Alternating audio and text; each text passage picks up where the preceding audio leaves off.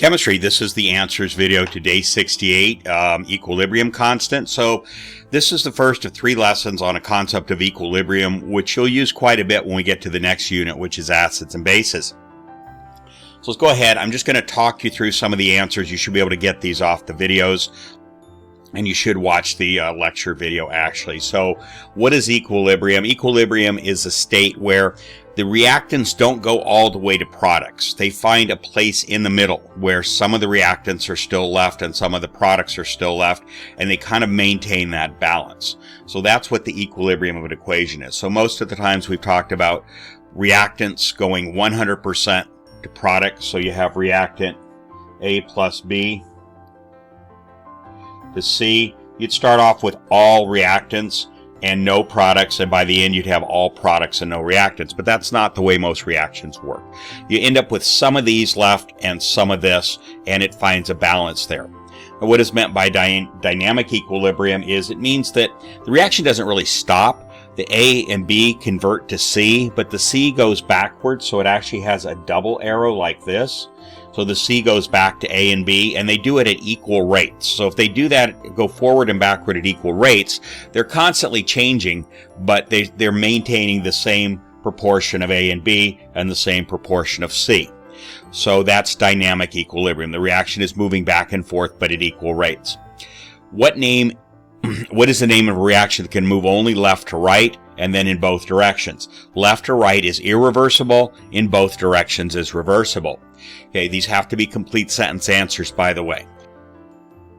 Okay, what is the term used when a reaction is in equilibrium but reactants move back and forth at equal rates? So I gave that one to you. Write the law of mass action for the following generic reaction. All right, so I'm going to do this one for you. So the way it works is you have something called the equilibrium constant. Let's assume, so I'll do it down here. Equilibrium constant. Let's assume that it's a concentration. Equilibrium constants always have a subscript. C means it's a solution with certain concentrations. P would be pressures. So the products go on top. So that's C and D. And it's the concentrations.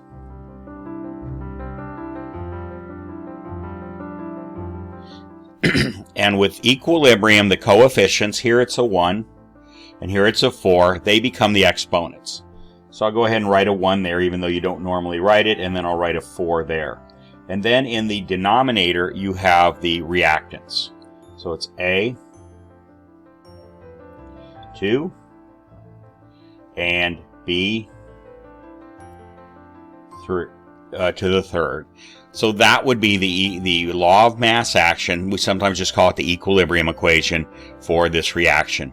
Okay, where are the products and reactants in this equation? So I just told you that. Again, watch the lecture video. What are the units for equilibrium? Okay, equilibrium constants have no units of measure. There are no units of measure. If a reaction can move and have mostly products, is the value of K large or small? So I'm going to have you watch the video and learn that one. Show the equilibrium constant created for the following reversible reaction. Okay, so based on this, you should know how to do this one, okay? Now, this is a gas. The one thing I'll tell you is that most likely the equilibrium constant is going to be a Kp because it's gas pressure. It could still be concentration, but it's most likely Kp equals. Now, you go ahead and write it for that.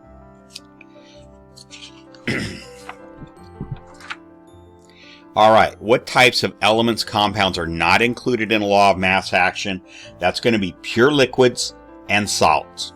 Solutions are, gases are, but not pure liquid be like water, pure water. But if you mix salt in the water, that's no longer a pure liquid, it's a solution. That would be included, NaCl.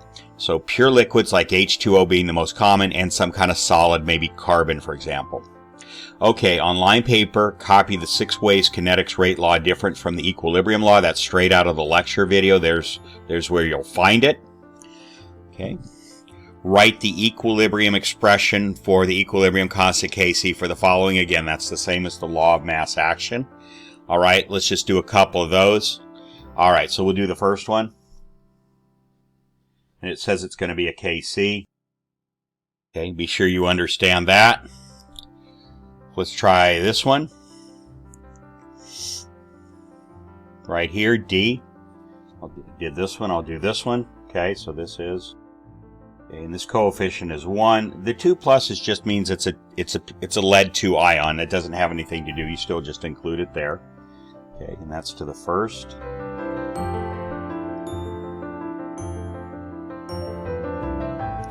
Okay, those two on the numerator, this in the denominator, but it's a solid, so it does not go in the law of mass action. So this really is the complete answer there.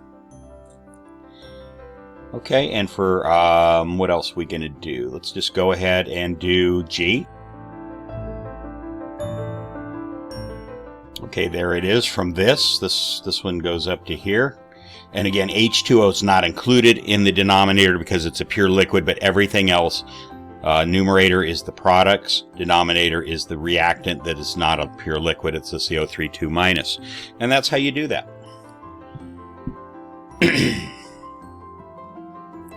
Okay, a sample of hydrogen and iodine are mixed in 1 liter vessel at a temperature of 430 degrees centigrade. Okay, the only reason significance of the temperature here in this problem is to tell you that it's not going to change. If the temperature changes, if it's not a fixed temperature, then nothing that we do here applies. So that's the only reason it's important in an equilibrium. Once equilibrium reaches, it's determined that 2.5 molar of HI, 0.25 molar of H2, and 0.5 molar of I2 are present. What is the equilibrium Kc? So first you need to write the law of mass action for this. Okay, there it is. Convince yourself that that's correct based on this. There's no liquids or pure liquids or solids there. So now you got to plug in the numbers. Okay, so, and that gives us 50.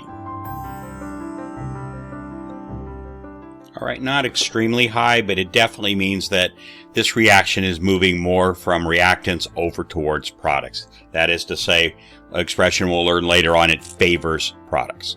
Okay, number 2 is from your textbook, chapter 15, in the synthesis of ammonia from nitrogen and hydrogen. There it is right there. So we're going to use that equation for this next problem. It says Kc is 9.60. Calculate the Kp. So the formula for Kp is